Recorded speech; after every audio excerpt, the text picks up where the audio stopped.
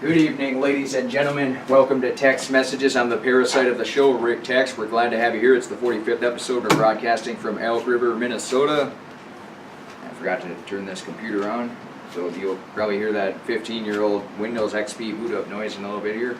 The fact is, we're broadcasting the 45th episode of Text Messages.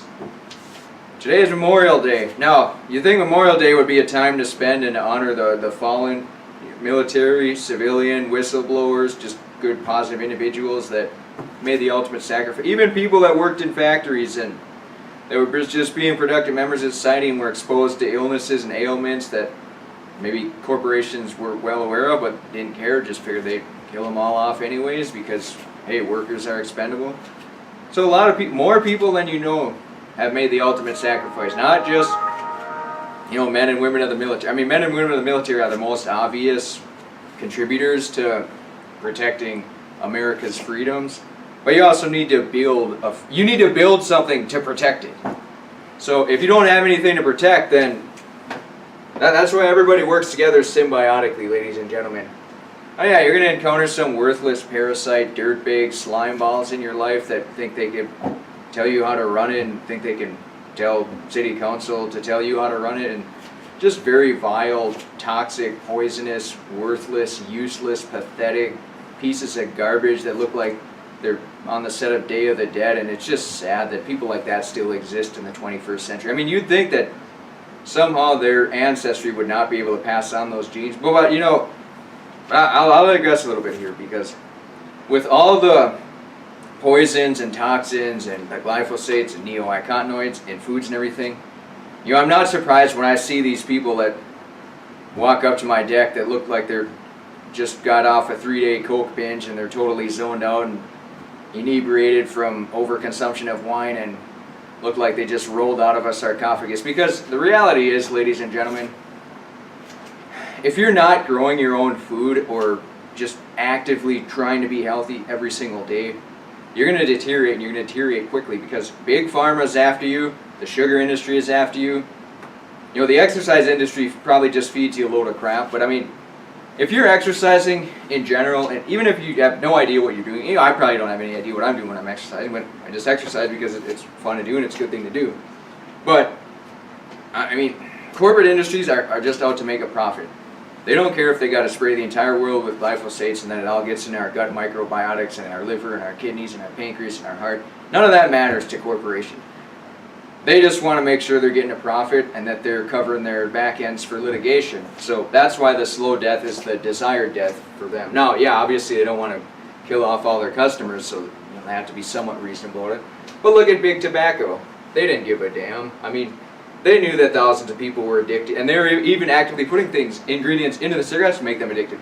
Cigarettes in Europe, totally different than ones in America. The ones in America had all the garbage in it that made people addicted and sick and dependent, and it was just a bad deal. And back in the early 1900s, nobody cared, and they even had people in Hollywood smoking it up to make it look cool.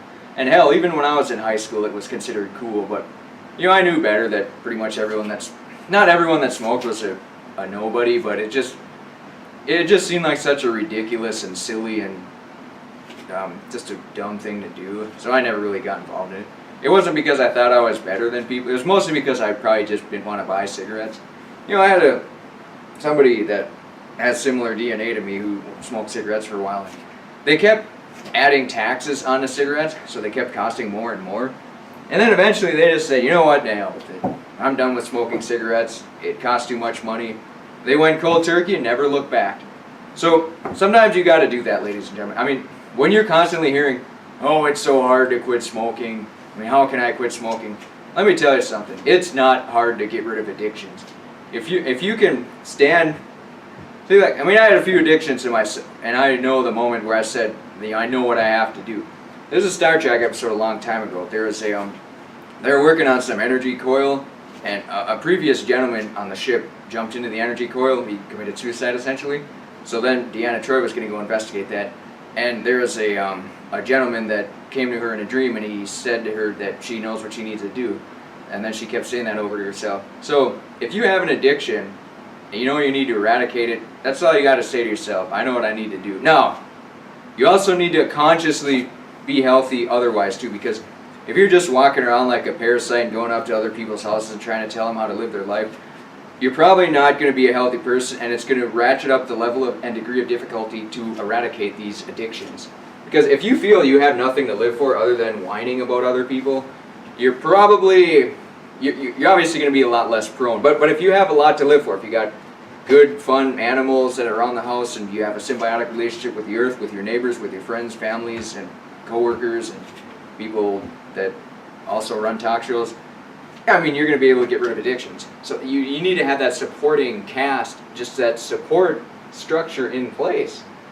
Yeah, I mean, if you're building yourself on sand and you don't have a good solid gravel foundation or solid rocks or those big giant piers that they pound in countries in Europe that have been there for thousands and thousands of years, yeah, addictions are going to be difficult.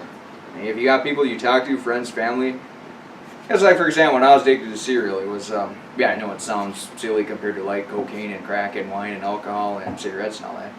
But I mean, I felt that it was sort of an impediment to being a good social friend, because, I was always thinking, oh man, I gotta hustle home to eat a bowl of cereal because, I was so addicted to it. I just had to have it before I went to sleep. So, I'd cut activities short with friends and family, and then when I would go to family gatherings, I was just a worthless loser zombie the whole time, and I couldn't even hold a normal conversation with anybody because I was just so, not coked out obviously, but just wasn't a healthy person. And I mean, cereal is such a seemingly innocuous hidden danger to life, and just sugar in general. Not just cereal, sugar. Cereal, there are low sugar cereals out there, but just all the carbohydrates and the useless garbage and the GMOs that go into growing cereal.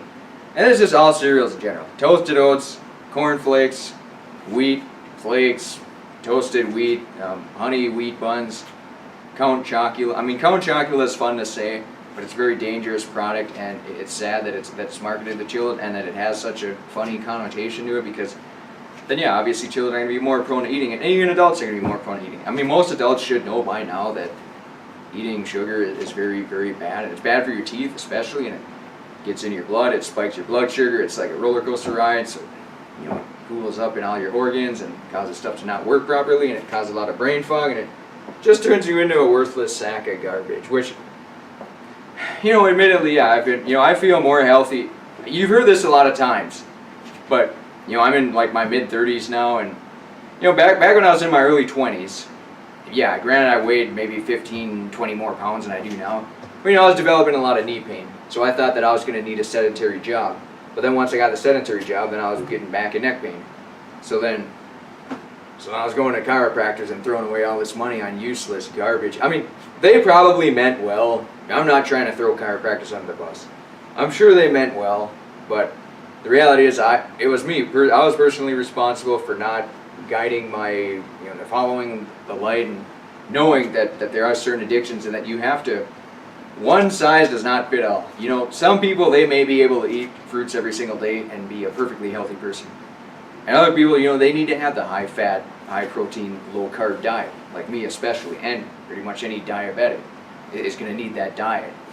But it's just weird, because you still see diabetic people that think that, oh, I want to eat sugar and then I'll just take insulin shots. I mean, and then whine about the insulin being bad. It's like, just man up and get a real diet that works for your body. You don't have to stick needles in you all day. I mean, it's better for your friends and family and society in general. You can still be a productive member. It's like, yeah, I'm not the most productive guy around. I satisfy sponsors a few hours a day, try to grow my own plants and entertain animals out here and all that good fun stuff. But I mean, yeah, I'm still occasionally hanging out with friends and everything, but they live in St. Cloud, I live in Elk River, so it creates a bit of an obstacle there. Most family is at least an hour away too, so I can't just teleport over there. So I mean, there is a degree of investment that's required out of doing these activities. But once you become healthy, you can get all the motivational garbage you want, but if you're not healthy, it ain't gonna mean squat. You're gonna hear it and you're gonna think it's just gonna bog you down and overwhelm you, and you're gonna think, yeah, I mean that all sounds well and great, but what the hell am I supposed to do? I mean, my back and neck are hurting all day, and my knees are killing me too. So, how am I supposed to dig ditches for 8 hours? You can yell in somebody's face and yell in their ear and everything too. But your bag is killing you all day. That's all you're gonna think about. Like, well, this sucks. What's the point of doing this? I mean, I'm in constant pain. So getting healthy is very important. That's why we focus it on this show. And yeah, physical health is very important too, because physical health will lead to mental health. Mind with matter. The whole mind over matter, it's a nice catchphrase, but you need to work with things. If you try to be a control freak, tell other people, tell yourself you tell yourself how to live to an extent, and then your body tells you what it can do, and it gives you a feedback, so then you tell yourself another, you modify it, and it's like just a constant feedback loop. So when you got these losers that try to tell you how to live your life, because maybe something you do inconveniences them for a few seconds out of the day, when in all reality they're probably doing things that totally inconvenience you, or they're just creating all this unnecessary noise, or just being worthless sacks of garbage or something like that too. And then another thing too, once we hit a break, I'll probably get into this a little bit more in depth. But unfortunately, the host of Good Times Balls Deep also received some bad news on this Memorial Day, which he relayed to me. Now, there's a thing on Facebook where people, I guess they complain about other people and just think they should lose all their freedoms. And see, the argument is that Facebook should be like a utility. So it's basically like saying that if people say something they shouldn't be saying, should you be allowed to cut off their water or their electricity? It seems, if they don't pay their water and electricity bill, then yeah, it seems reasonable that you could do that. But yeah, the freedom of speech that many people on this Memorial Day, or you're not on Memorial Day, but Memorial Day, that we honor all the people that fought for and built the society that people defend for freedom of speech and life, liberty, and the pursuit of happiness. So the reality is, the host of Good Times Balls Deep, he got the Zucker block or whatever for 30 days again. It's not the first time he's gotten it, but it's just an unfortunate set of circumstances that we live in a society where people use their freedom of speech to try to limit other people's freedom of speech. It's just weird, because I don't even know if it's possible to offend me. It's just constructively, see, there's a fine line between constructive criticism and offending people. People have criticized me for stuff a lot. It's just nice that people would give up their time to, offer their input. But when people give up their time because they think that some animals walking around the neighborhood should be enslaved, and hell, they probably think they should just be sent to a gas chamber. It's kind of a whole nother ball game there. If some animal kicks around some dirt in your yard for a little bit, a few minutes a day, it might be a little inconvenient, but it's all part of nature. What's next? If some birds fly into your tree, you're going to shoot them out of the tree because they make noise or they eat worms? It's just ridiculous. Animals do things that are sometimes undesirable, but they're animals. They're allowed life, liberty, and the pursuit of happiness and freedom too, just like human. They're all created by God. We don't create animals. Not until robo-bees come out. Then, yeah, robo-bees. Yeah, you can tell them to get the hell off your property, but the property that you only have rights to occupy. But living, breathing animals that rely on free range to be healthy. It just doesn't make sense why they should be in prison. So, yeah, maybe I probably should just buy some big farm somewhere. Well, the reality is, farmers are just squeezed and bent over barrels and bent over car hoods, and a lot of them have to grab their ankles. Farmers that aren't established have a very, very difficult path to financial stability. Like this show, for example, we have to allocate a good amount of time to satisfy sponsors. It's not a big deal because the show, we only do four hours a week, and a little bit of prep work too. So it's not a big deal to satisfy sponsors for a little bit. But if you're trying to run a farm and stuff and making money off of it, you might have to worry about if you sell some product that's infected by E. coli, then you might get hit with something there, and it's just not. You need a big upfront investment, which most people don't really have. But sometimes you just got to man up and get the job done, whatever it takes. It usually involves working with other people. So if you're on the same page with a lot of people and you go together and on something that's good and positive. making a partnership in a business, yeah, sometimes that's ripe for disaster and everything too, but yeah, I mean, if you get together with close personal friends and family for a productive endeavor that everybody believes in and they're on the same page and everybody's healthy and it's something that makes them healthier, then, it can only lead to great things. See, when people spend all their time going to their factories and working by themselves, or, yeah, you got coworkers that are usually pretty cool guys and gals, but when you're so busy just working and not hanging out with people, it is nice to get involved with some activities that not only satisfy your financial needs, but also productive needs. So then, you got a good excuse to hang out with people. That was one of the reasons to utilize this show and this platform because, kind of living out in the sticks here, I figured, if I run a talk show, Good Times Balls Deep, if he runs a talk show, a lot of people can get involved with it and everything and watch it and keep up to date with what we're doing, rather than just, living out here and not interacting with people. And yeah, you still got Facebook and email and cell phone and text messaging and all that junk too, so that always helps. But we're going to come out to a break here pretty soon, ladies and gentlemen.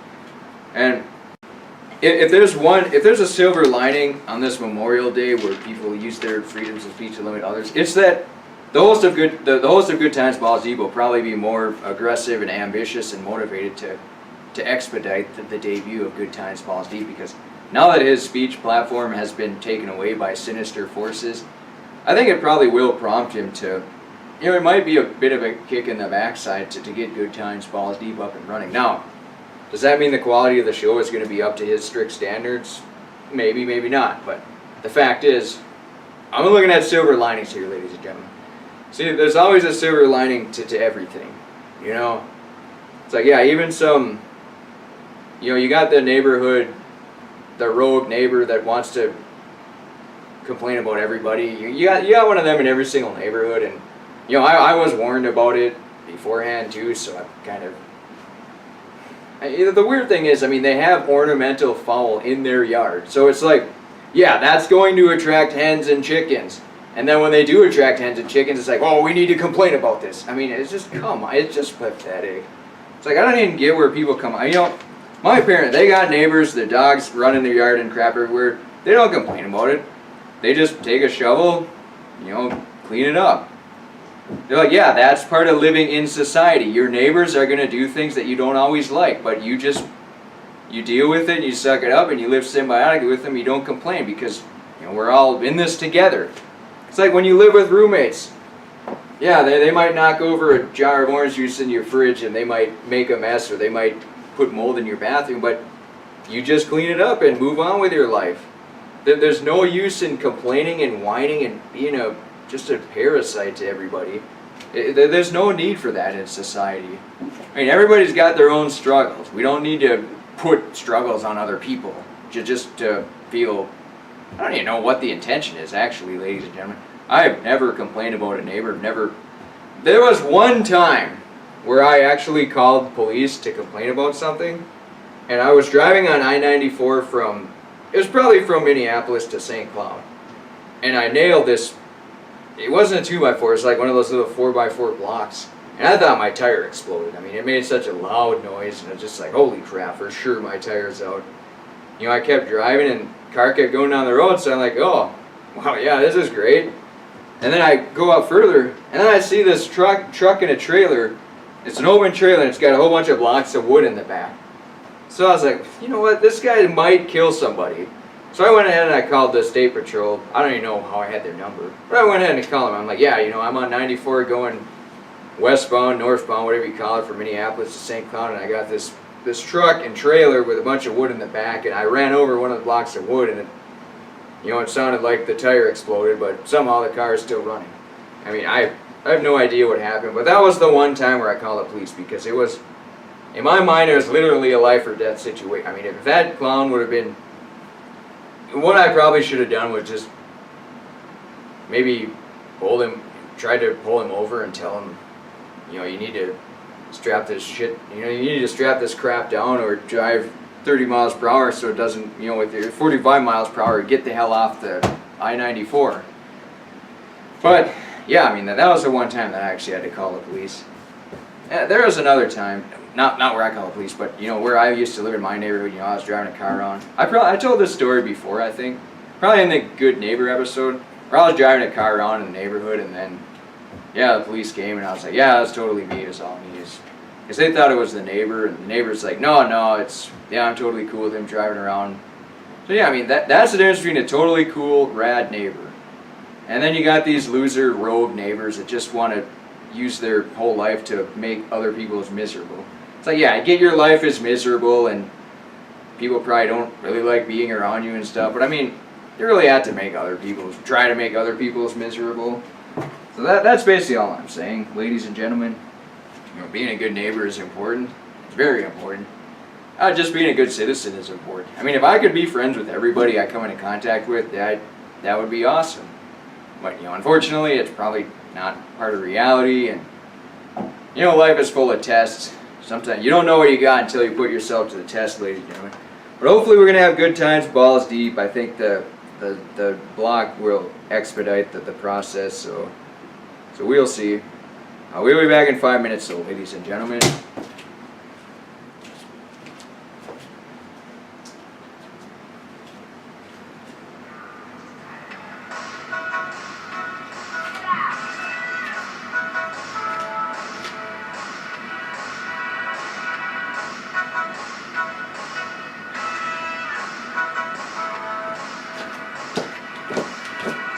One moment, ladies and gentlemen. I wanted to touch on something pretty quick here while I'm thinking about it. So we're going to go ahead and bring the camera over here. What I wanted to show you. See, this animal here, do you really think that type of animal should be confiscated, imprisoned, set in a cage, and then ultimately euthanized if nobody adopts him? I mean, look at him. He's just sitting there looking at me innocently. He just wants to exist in this world. He wants to exist symbiotically with humans, with animals, with plants, with wildlife. All he wants to do is live his life. But yet you got these morons out there that think that this animal should be taken to a humane society, and if nobody wants to adopt him, he should be euthanized. Now, does that mean I should bring him into my house and take care of him and throw him in a bed and everything? No. He wants to be outside. He's an outside kitty. He likes being outside. I mean, look at it. He's laughing. It doesn't look like it, but he's laughing and smiling right now. He's a happy kitty. He doesn't need to be in prison. He doesn't need to be euthanized. He just wants to live his life. Now, look at it. He's probably going to go out and find a female cat and just have a good time. Because that's what cats do. Now, should he be euthanized for that? I would have to say probably not.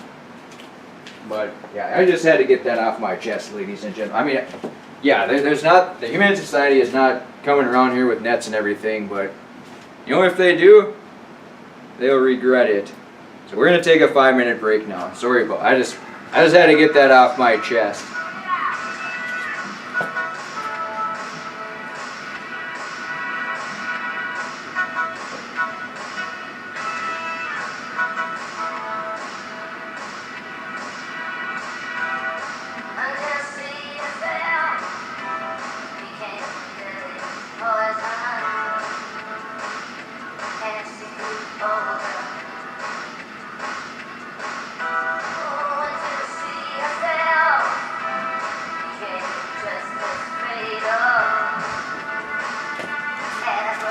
You know what, ladies and gentlemen, there's one other thing I wanted to show you as well. So if you just follow me here.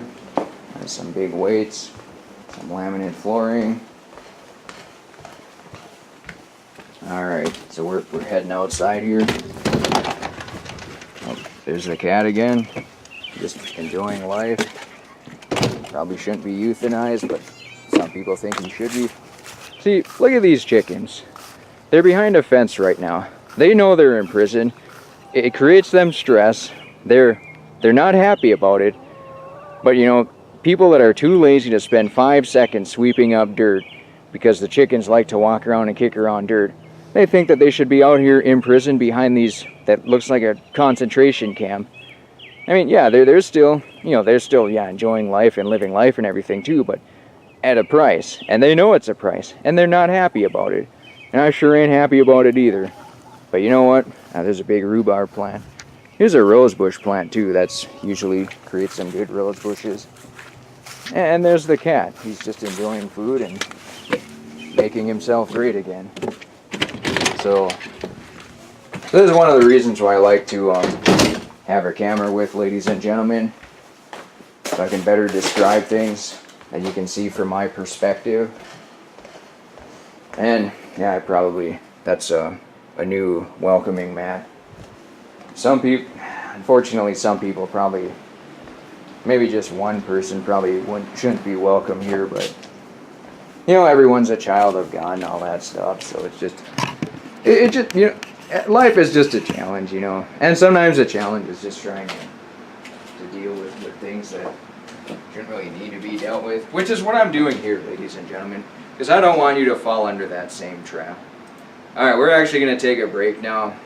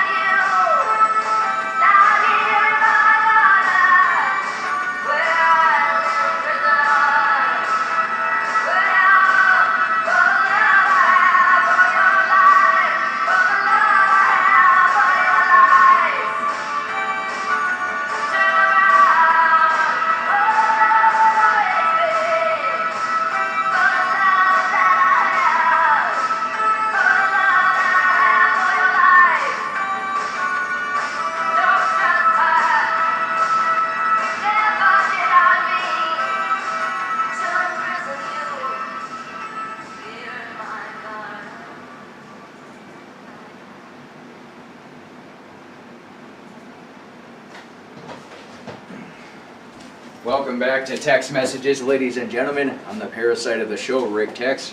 This is the 45th episode. We're broadcasting out of Elk River, Minnesota. We're pretty close to the Mississippi River, the mighty Mississippi. See, the Mississippi River originates in what's called Itasca State Park. Up there, it's probably about the size of a creek. Real small. You could probably jump across it. So once you get down into New Orleans, then it gets very mighty. It's not so mighty at Itasca State Park, but it gets mightier. So, but every great thing has to start somewhere, in an embryonic or a nascent stage. You know, text messages, yeah, it's probably still in the nascent stages. Maybe it won't even come out of nascent stages, everybody.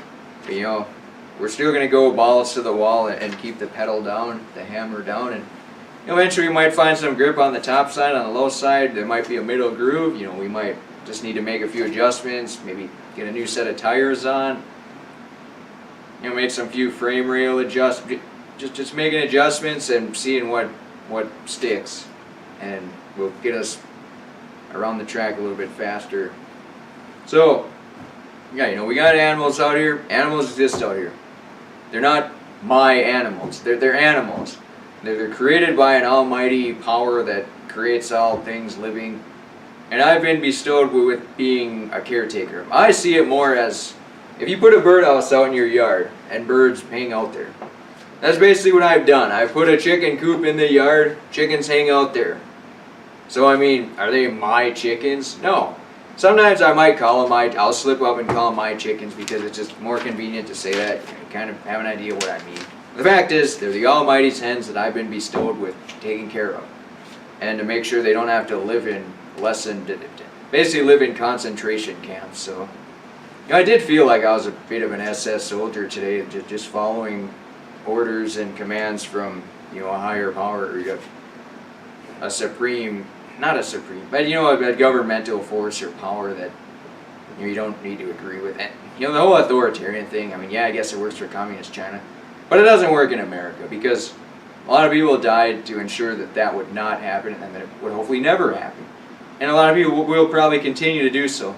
You know, people that try to blow the whistle on a lot of the atrocity, like Gulf of Tonkin, total false flag, 9/11, complete false flag. You know, they had explosives in Building 7 or whatever that is that just randomly fell down.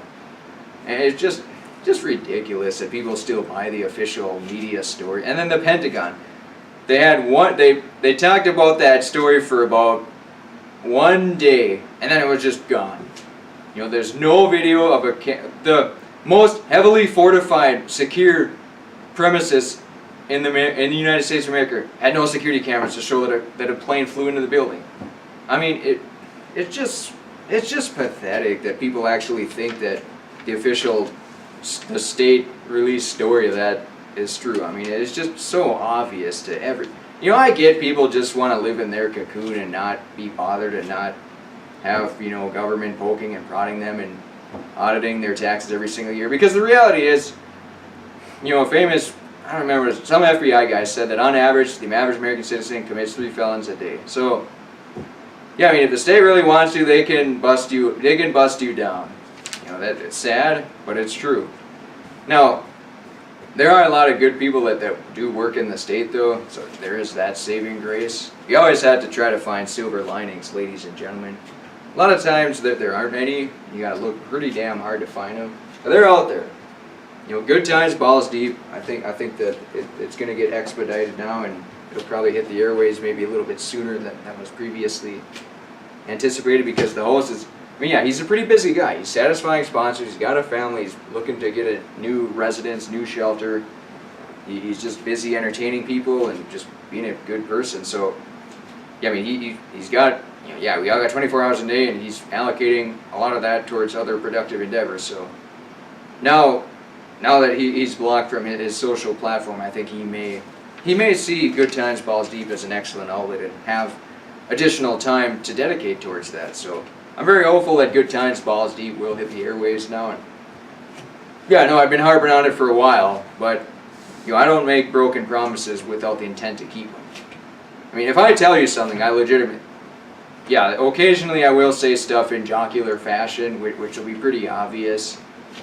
Yeah, Bigfoot doesn't really drive around in a monster truck in neighborhoods. He usually has a UFO and is big and furry. So a lot of times Bigfoot sightings are aligned with UFO sightings.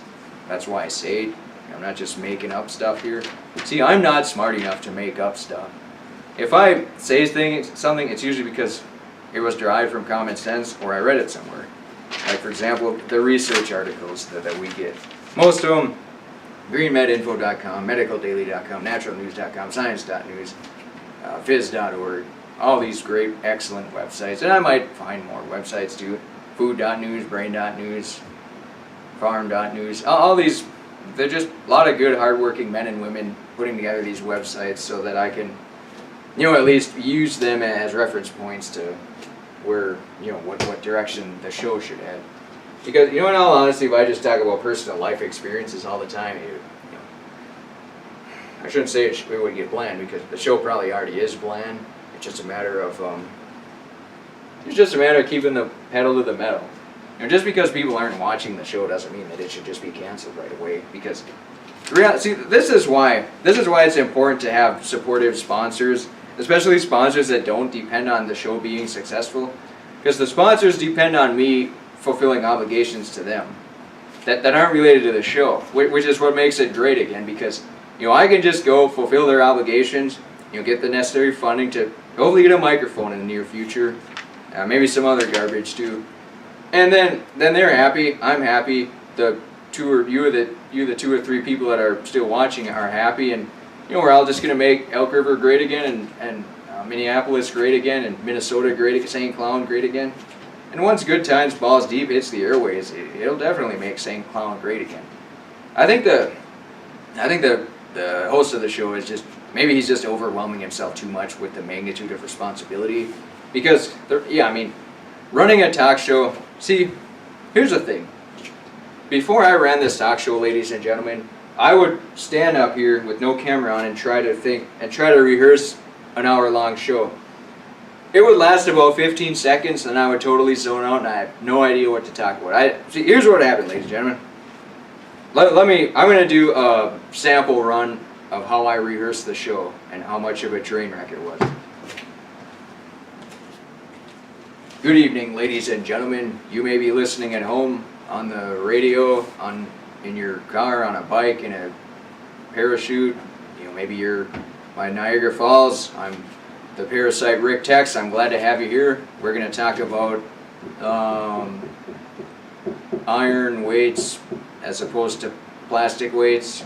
The iron weights have 2-inch holes to put them on Olympic bars, and the plastic weights are the 1-inch, and they break and they leak cement all over the place, and it's a big hassle.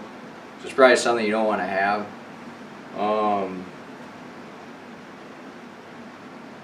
See, that's what would happen when I try to rehearse for the show, because without the camera on, it just doesn't seem important. But once the camera hits, that you just got to go balls deep, got to go balls to the wall. So yeah, I think the host of Good. I don't know if he's freaking himself out or what. Running a talk show, yeah, it ain't easy, but it's a responsibility. Just like you closing a chicken coop door, it's not that hard to do, but it's something you got to do every single night. Or opening it too. Opening it, not as big of a deal. If you forget to open the door, if it gets to 99 degrees out, yeah, maybe it will be a big deal. When I had to stick them in the coop this morning because they might kick around some dirt. So these 3 little furry animals, they got feathers that survived to 20 below Fahrenheit. They had to stay in a coop for a few hours today because they might kick some dirt around. Or they were prophesized, or somebody knew they were going to kick some dirt around.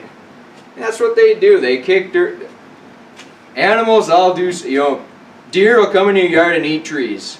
So you put up a fence so they don't come into your yard. Raccoons will eat garbage. That's what they do. That's why you put a lid on your garbage. Possums will eat anything, and they eat a lot of bad things too. They're very productive animals. So animals are out there. They exist. Yeah, they try to keep a pretty narrow footprint, but if an animal does something, first of all, an animal is not under the... Somebody owns a dog or whatever, Yeah, a barking dog, it's annoying, and it's annoying when it craps in your yard and everything, but I have absolutely no right to go to somebody's house and tell them that they need to keep the dog out of the yard, because that's the dog's right. It's an animal, it can go wherever the hell it wants. Now, it's my right to, try to encourage it not to, or whatever the case may be. And, having dogs coming after chickens, yeah, that would be a little worrisome, but, it hasn't happened. I don't think it's going to happen. Yeah, I've seen dogs run around in this yard before and stuff, but I think most animals, when they smell human on animals, they know not to mess with them unless they can expect severe consequences. Yeah, there's a couple of people that I knew, they kind of live out in the country, and they have neighbors with chickens, and they're like, yeah, chickens walk around in our yard all the time. It's fun, it's fun to have them around, and we can feed them every once in a while and play with them and stuff, so. Yeah, I guess you're not always blessed with understanding and cool neighbors that are just good, fun, morally upstanding people. But, it is important to be a good neighbor yourself. Does that mean you need to go around and get in everyone's business and walk into their garage and talk to them every time you see them outside? Maybe, maybe not, but, it does help to talk and communicate with people, and at least, so that they at least know that you're not just some worthless slime ball that sits around in your house all day and runs talk shows and picks up weights and sets them down, or hangs out with a black cat that looks like he just walked off a Halloween movie set.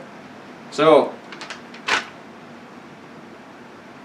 looks like we're probably coming up to another break here pretty quick, ladies and gentlemen. And we got a pretty short, it should have probably been a short segment due to some of the distractions here. I got a lot of research articles here, but we're going to run a show again tomorrow. We did a Memorial Day special. Honoring all the fallen would be very difficult to do. If you had to name everybody that, everyone that builds society and that defends society and that protects society from, police officers, firefighters, anyone who does a productive job, farmers, military, people that work in medical industry, people that drive trains around, semi-truck drivers, airplane pilots, those container ship drivers, road construction worker, any construction worker, people that work retail, that stock shelves at Menards, people that create the wood in the factory, just pretty much everybody that does a productive lifestyle. If you've been exposed to dangerous health hazards on building society and you've died as a result of it, any one of those people, I certainly honor on text messages the 45th episode of Memorial Day. So we all die eventually, but people that know that they're being productive members of society and they know that there are risks to it and the risks get the better of them, they definitely do deserve more praise than the average person. People that take chances are what builds our society, and they're the ones who protect our society too.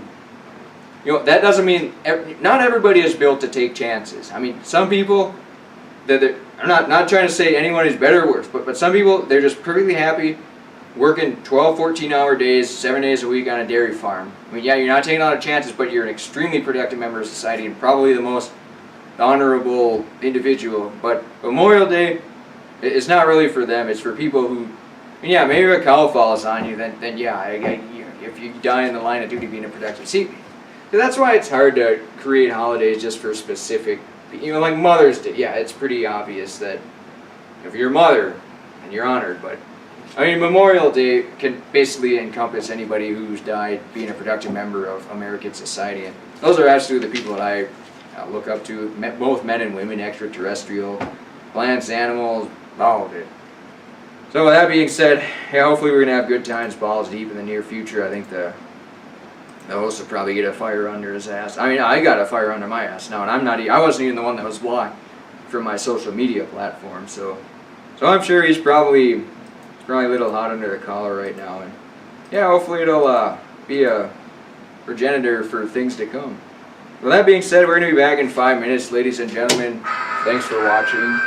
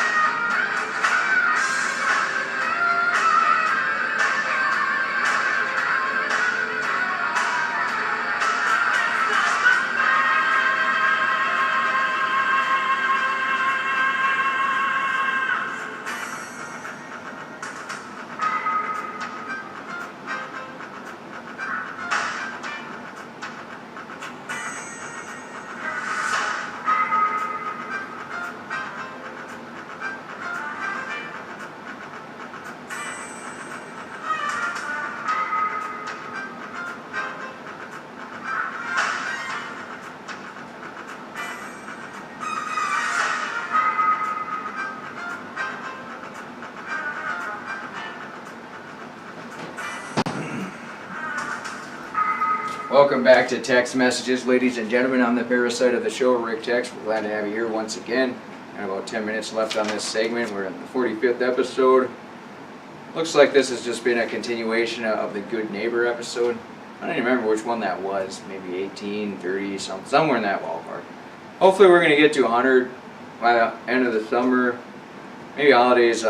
Normally you'd think that there'd be something else to do on a holiday, but generally speaking, morning, evening, afternoon, some time of the day is always open. Today it was a little hot. It's probably 90 degrees shortly before starting this show. Fortunately, I got an AC unit on that, it's probably wrecking the ozone layer, but, you gotta do what you gotta do to make yourself great again. Because some of the shows, you're sweating bullets and everything too. It's just not a good look. It's hard to think when you're sweating profusely, so that's why I'll try to avoid that for future shows. Plus, the insanely expensive camera does get a little hot, a little hot to the touch, so it's probably not a good thing, especially for its longevity. You got to keep in mind it is an electrical device, and without the insanely expensive camera, text messages would not be brought to you at a high level that it is right now. And hopefully we'll get a microphone pretty soon. It looks like there's a few on sale on eBay for $160 or whatever. I was going to bid on one the other night, but for some reason I just totally forgot about it. I got too embedded in research articles and science articles and completely forgot about it. So I apologize for that, ladies and gentlemen. I mean, basically it's a Blue Yeti, and it hasn't had the XLR connector, so it can connect to the insanely expensive camera. Otherwise, we'd have to, talk, we'd get a USB, we connect it into this, then we talk, then we'd have to dub everything together, and it'd be kind of a mess, because if you don't get the dubbing correctly or perfectly, then it just won't really work out that well. So we're just gonna do the old-fashioned way. You hook up a mic to the camera and call it good. Now, yeah, I mean, there might be some day where I just decide to announce a race, at Princeton Speedway, and just get burn a race off YouTube and then talk into a microphone, and then yeah, you could just use a USB connector for that. And maybe all these, like this should have a microphone input somewhere. Yeah, there it is. It's a pink color. See, back in the good old days, what we found out is that you could use a headphone for a microphone. So we just plugged the headphone in the microphone, and then you could talk into it. It worked out great. Because one of the friends that I had, he did sermons, because we would run church sessions in our parents' basement, and he would do the sermon. They're usually pretty good sermons. They're very well thought out. I don't even know if he wrote them. I think he just made up stuff. He could probably run a pretty decent talk show. He's a pretty busy guy too, though. He's got a job and a family and all that good stuff. So, I mean, I don't know if he'll ever run a talk show. People don't really... I was hoping doing this talk show would inspire a lot of people to run their own local shows, but you haven't seen any yet. That's unfortunate, but things aren't just handed to you in society, ladies and gentlemen. You gotta work for stuff. And if you want something to happen, it might take years to get it done. Sometimes there are elements of luck. Some people find out that they're extraordinary basketball players, so I mean, to make it to the NBA, yeah, you still got to play for years and years, and then you might get injured or something, or you might get beat up or whatever. So there's not always a guarantee of success. See, hard work isn't a guarantee of success, but success is a guarantee that hard work was involved. Even if you're extremely genetically gifted to do something, if you're a very large man, you could stand on an offensive line for a football team, but you still got to work for it. You still got to be able to move a little bit and pull and go inside, outside, protect the quarterback, the running back, go downfield when you have to. You still got to do all that stuff. So, I mean, it's not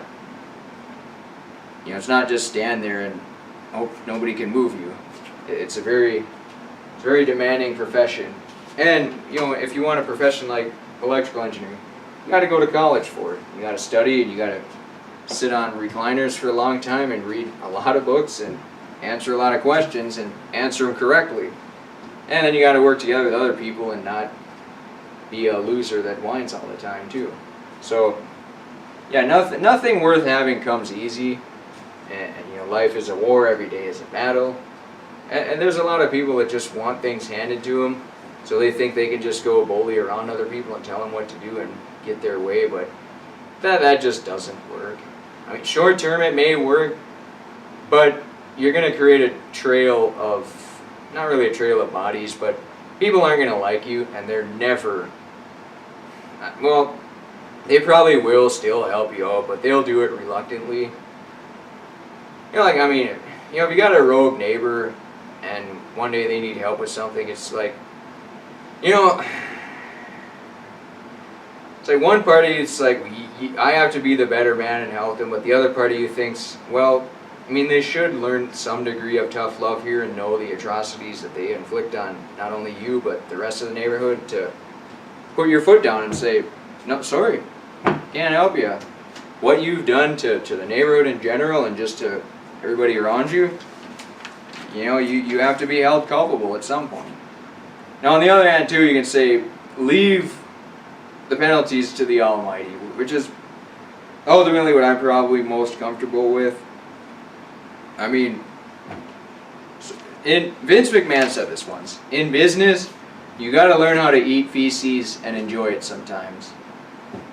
In life, that's the same thing, too. You're going to have to grab your ankles every once in a while, but that doesn't mean that you should have other people grab their ankles. It's just reality. Things aren't always, things rarely go your way. If you really put the effort, hard work into it, get a little bit lucky, you're got the right people around you, positive people that encourage you and encourage themselves, encourage their plants and animals, then good things can usually come your way. But you're always going to have to work for it. It's not you work for 5 weeks and then you live the rest of your life in luxury. You work every single day, and you be glad and proud and grateful that you're able to work every single day. There's that time I hit my thumb on the grinder. If I would have cut this whole thumb off, it would have basically made life way more difficult. And it makes you realize extremely quickly how fortunate you are to be an able-bodied human being. Now, that doesn't mean you can just be completely worthless if you got some handicap like that. It's just your life changes instantly, and for the next months or years, you have to adapt to it. Even when I cut this thumb, there was probably 3 months where I couldn't use it. I tried to bend it and everything, and just couldn't move. But then one day, all of a sudden, the nerves grow back, and then the feeling comes back. So everything is good again. Now, the only problem that still remains with the thumb, see if you kind of see it there, sometimes a lot of dirt gets underneath the fingernail, which is about the worst that could happen. So if you look at it compared to the other thumb, it's shorter too, probably about maybe a 1/4 inch or something. So the skin kind of just comes back up onto itself when you cut that much. Because it was a pretty deep wound. I didn't, take a picture of it right after it happened. It happened, went to the hospital, stood in a security line for about 5 minutes with a bleeding towel, stood at the front desk with insurance papers and waited for about 10 minutes, and then I got to go in, and then they disinfected and all that stuff. And as far as I care, it made a full recovery. It's kind of annoying getting dirt underneath the fingernails, but it's about the only complaint. I don't know if it's, as far as gripping things, I don't really know if there's much of a detrimental effect there. Speaking of which, though, I have to get some chalk for weightlifting here, because this time of the year when it gets a little hot and humid, the bars get slippery, so it's a good idea to have some chalk. I did rub a little bit of isopropyl alcohol on it, and that helped a little bit. It kind of dries the air. So, you just kind of put a towel over a bottle, shake it up, and then rub the towel on the bar. Give it about 5 minutes, and then once the liquid, because it's only like 90% alcohol, so it's still 10% water. So when the water or whatever that other junk that's in it dries, then you can grab the bar pretty good. So, you can do the over/under on deadlift, but I usually just do the 2 over. And the bar gets a little slippery, but it is what it is. So you get it to about 250 pounds, then you can't really grab the bar anymore. But having good grip strength helps too. And hitting your fingers with grinders is probably not going to help your grip strength. If I would have did that, if I was weightlifting 3 years ago, whatever, when I hit the thumb, it would have severely impeded. I probably wouldn't have been able to do deadlifts, power clean. Probably would have been able to do overhead press, bench press, squats, and probably still pull-ups and chin-ups and dips. So Yeah, I suppose the only thing would have been deadlifts and power cleans, but I mean, still, it's a very vital lift to creating back strength and upper body strength. So yeah, I mean, it's good to have all working body parts. Now, yeah, you will adapt, but it takes time, and the hardest part is just the embryonic stages. Sort of like, Good Times Ballsy. They're gonna go through he's gonna go through an embryonic stage there to get motivated and just to maintain consistency. So. Yeah, I mean, all good things require effort, time, hard work, and everything too. And just surround yourself with good, positive people that mean well and want you to succeed and want themselves to succeed and desire good things for society in general. If you do that, if you surround yourself with good people, good things will usually happen. And it's important to be a good person yourself. But to be a good person, you gotta be a healthy person too. That's probably the biggest thing. A couple of years ago, yeah, I mean, I was still a semi-productive member of society, but, I was sucking on fruit juice all day, and it was wrecking my teeth and wrecking the digestive system. I thought it was healthy, but it turns out it wasn't. It's just a deluge of sugar and carbohydrates. It spikes your blood sugar, it wrecks your teeth, and it's just a bad thing. So it's important to try out different food patterns of consumption. Like for me now, I mean, seems like there are times where I probably don't get enough potassium. So, like in the morning, I'll eat a can of tuna and cheese, which probably has a lot of sodium and not that much potassium. So it's something that I may have to adjust in the future to try to. But then during the day I'll eat peanuts, tree nuts, and everything, which is a decent source of potassium. But see, most potassium comes from fruit, and the only fruit that I really eat during the week is avocado. So. But yeah, I mean, your diet, all diets come with a challenge. There's not a cure-all, be-all for everybody and for anything. Supplementing potassium, that's probably out of the question. I mean, most of that junk is probably not even bioavailable. It's just going to be worse off for you to put that junk in your body, the gelatin pills or whatever they are, or the capsules. But yeah, I mean, well, we got to the end of another show here, it looks like, but don't want to really go too far over. Plus, Star Trek is probably on right now. I haven't really watched it in a few days. Well, I mean, it's not on Saturdays. And, yesterday it was the Coca-Cola 600, so that was pretty important to watch that. So, yeah, should probably go watch some Star Trek and have a good time doing that. And, yeah, hopefully I'll be able to purchase a microphone in the near future. Make this talk show great again. But, hey, you're listening to Text Messages, the 45th episode on the Parasite of the Show, Rick Text. Probably call this episode Good Neighbor Continued. Or Great Neighbor, maybe Great Neighbor. See, good, from good to Great Neighbor. That could probably be the title for it. But yeah, I mean, I got a lot of research articles in the pipeline here. Probably talk about some of them tomorrow. Antidepressants linked to obesity, high fat foods that do not clog arteries. So all that good fun stuff, and Good Times Ballsy will probably happen in the near future too. I'm super excited and pumped up for that. I think it'll be expedited now. So, I'm the Parasite of the Show, Rick Tex. We'll be back tomorrow night. Thanks for listening, ladies and gentlemen.